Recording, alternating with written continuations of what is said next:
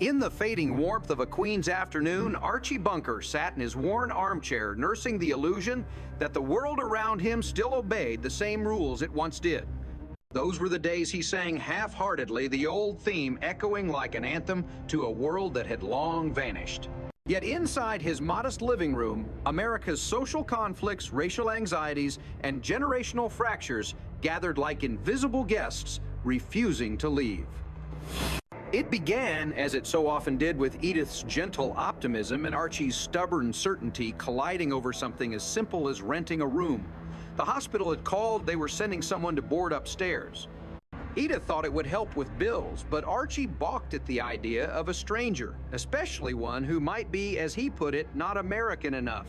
When Teresa Betancourt appeared at the door with her soft Puerto Rican accent and kind eyes, Archie's world tilted just a little further off its axis.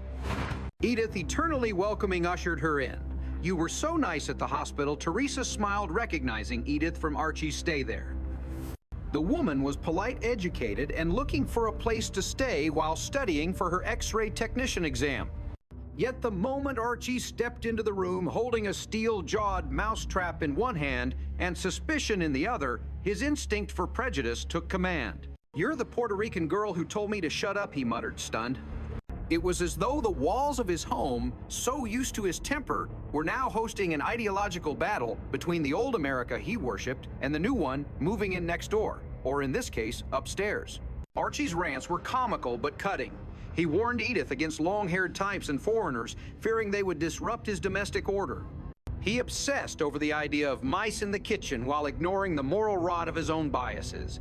Yet Teresa, with grace and wit, disarmed him at every turn. Her laughter and warmth unsettled him more than her ethnicity ever could.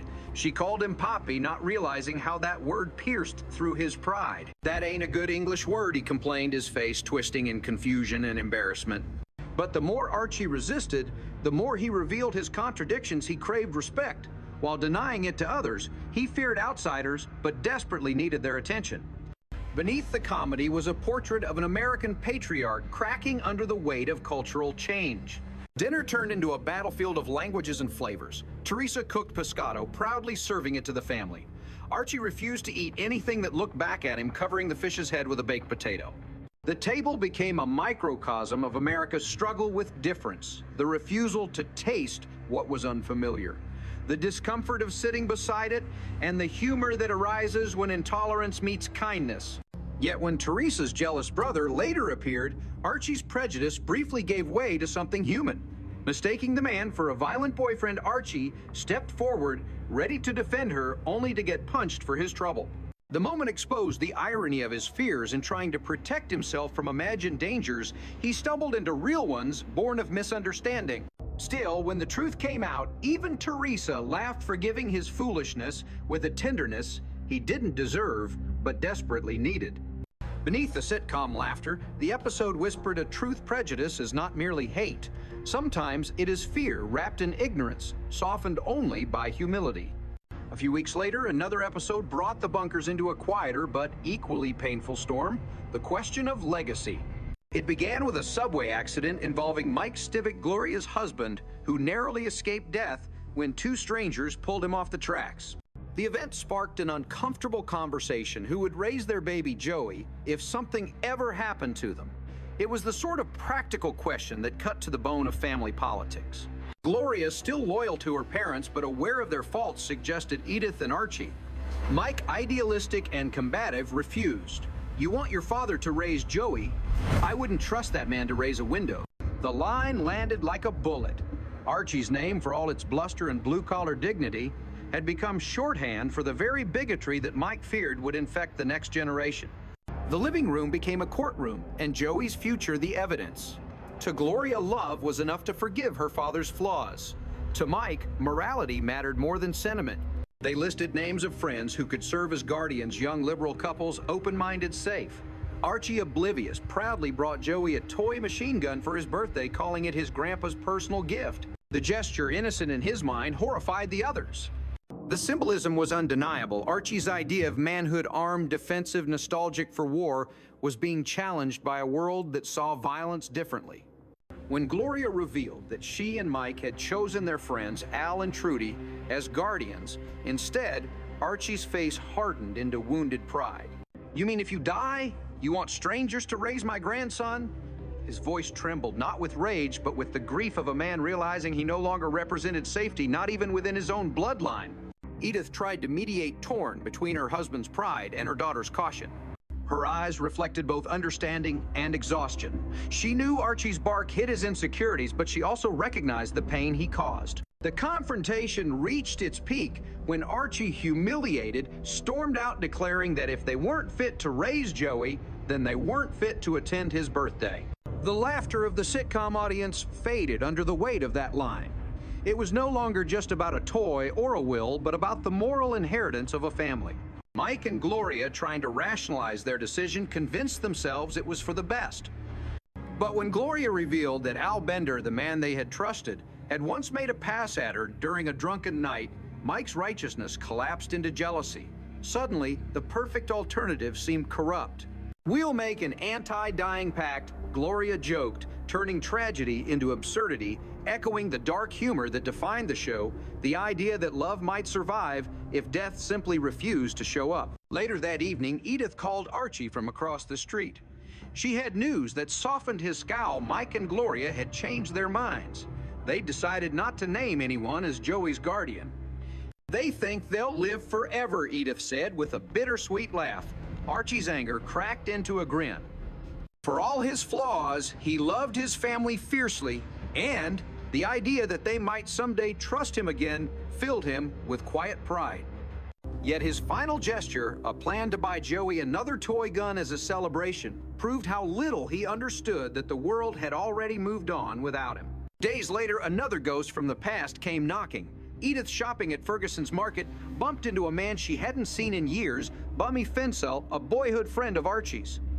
His arrival seemed harmless enough, a nostalgic reunion of old neighbors. But nostalgia in Archie's world always carried the risk of exposing inconvenient truths.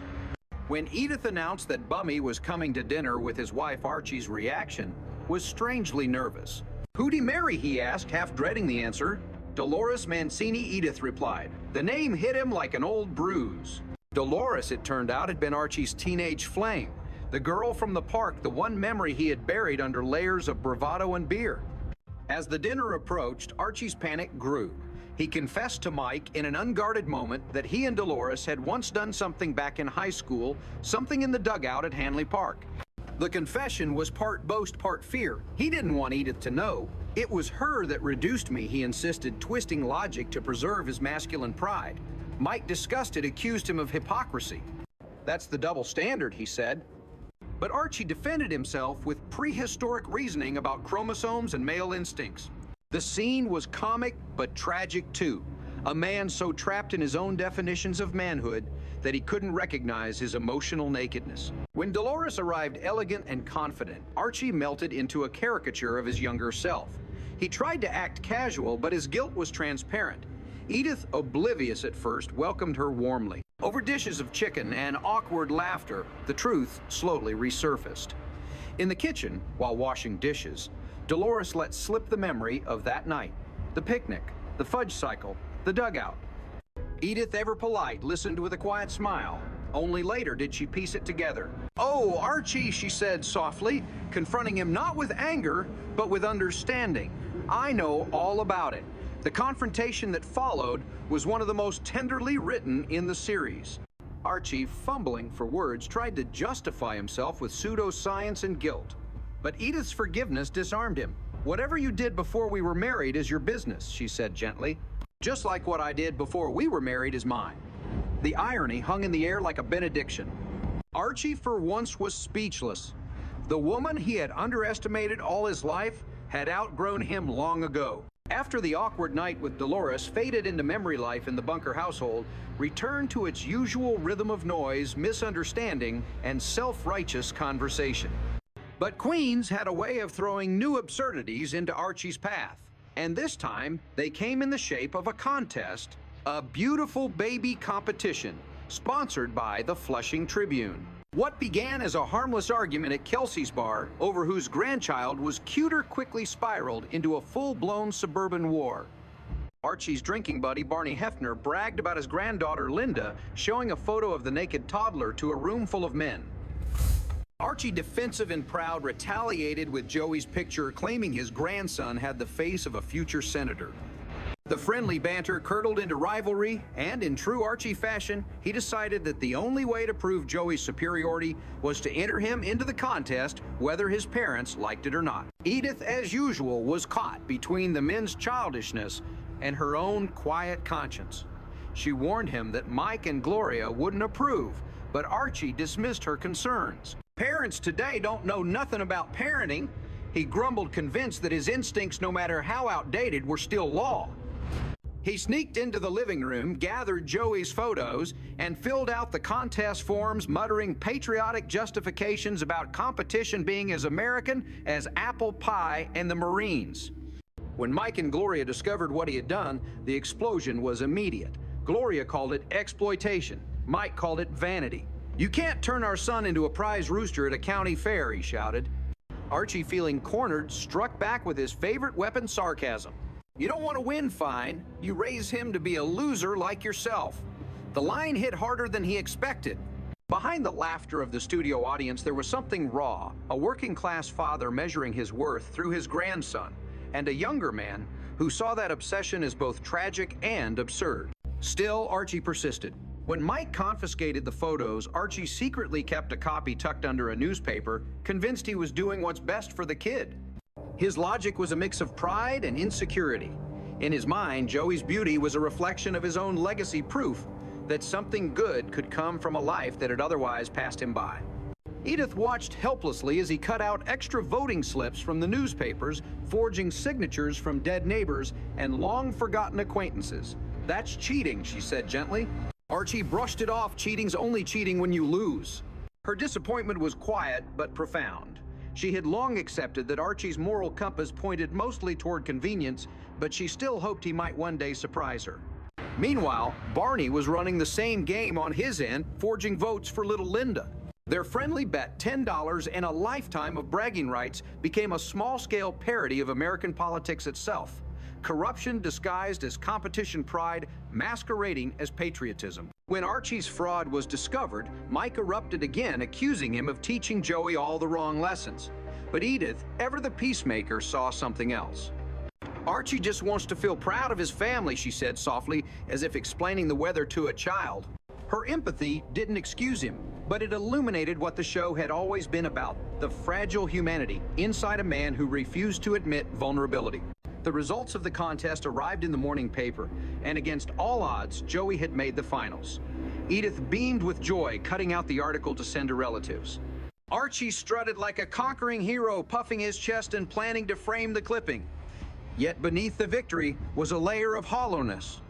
His win had come through manipulation and stubbornness, not through honesty or grace. And when Mike refused to celebrate, the tension hung like a storm cloud over breakfast. "You can't even be happy for your own son," Archie accused. "I'm happy for him," Mike replied. "I'm just not happy for what he's learning from you." The audience laughed, but the line echoed long after the laugh track faded. The show, in its genius, never offered clean resolutions. Instead, it let the contradictions of family and pride sit uncomfortably in the same room. Each of these episodes, Teresa's arrival, Joey's birthday, Dolores's, Return the Baby contest, was a window into the same house, but a different America. Through Archie's bluster and Edith's patience, the series captured the country's struggle between memory and progress. Archie was not a villain. He was the echo of an entire generation that had once believed decency meant sameness, that good neighbors looked alike and prayed alike. His prejudices were ridiculous, but they were rooted in fear. The fear of losing control, of being left behind in a world that spoke new languages and questioned old hierarchies. Teresa's laughter, Gloria's independence, Mike's education, all of it represented the future closing in around him. Yet for all his resistance, Archie's humanity kept peeking through, making him impossible to hate completely.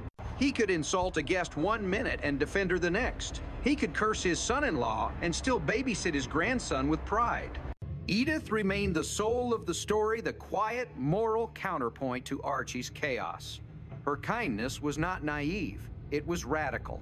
In a house full of shouting men, she represented the wisdom of listening. When she forgave Archie for his teenage indiscretion with Dolores, it wasn't out of weakness but strength. "What you did before we were married is your business," she said, dismantling decades of male guilt in a single line. The power of her forgiveness was that it required no revenge, no lecture, just the understanding that love, when it's real, is always larger than humiliation. In her world, goodness wasn't loud, but it endured. By the time the season's final laughter faded, the Bunkers had returned to their living room, the same couch, the same argument, the same fragile balance. Archie still believed America needed a man like Herbert Hoover again. Edith still hummed the tune that made him roll his eyes. Mike and Gloria were still plotting their escape from the gravitational pull of that house. Yet within that ordinary repetition lay the show's quiet brilliance. It captured a nation in transition without ever leaving the couch. Through one working-class family, it documented the painful, funny, heartbreaking process of America learning to see itself honestly. When the camera faded to black, the melody of "Those Were the Days" returned nostalgic but ironic. The song, once an anthem of comfort, now sounded like a eulogy for an era that could not survive its own illusions. Archie sang it like a man trying to summon back a world that no longer answered. The irony was that in doing so, he made himself timeless, not because he was right, but because he was real. His fears, his pride, his contradictions, they belonged to millions of people who recognized themselves in his gruffness. Through laughter and discomfort, all in the family forced America to confront the uncomfortable truth that progress doesn't erase the past. It argues with it at the dinner table. And so the episodes closed as they began, with laughter, misunderstanding, and a fragile hope that somehow through argument and affection families could survive their differences. Archie never truly changed, not in the way modern morality demands, but he learned to live with the people who challenged him. Edith, with her quiet dignity, taught him that compassion could exist even in disagreement. Mike and Gloria, torn between love and frustration, represented a generation determined to build a gentler world, even if it meant breaking their parents' hearts to do it. The Bunkers house, with its squeaky chair and chipped dishes, became a stage where the country's conscience rehearsed itself, where laughter was the only way to bear the truth. In the end, Archie remained in his armchair holding Joey's photograph, the faint sound of Glenn Miller's swing echoing through the room. He wasn't thinking about Puerto Ricans or liberals or even politics. For a fleeting moment, he just looked at his grandson's face and smiled. "That's my boy," he said softly, the words carrying more love than he would ever admit. It was the smallest of victories, but in a world like his, it was everything.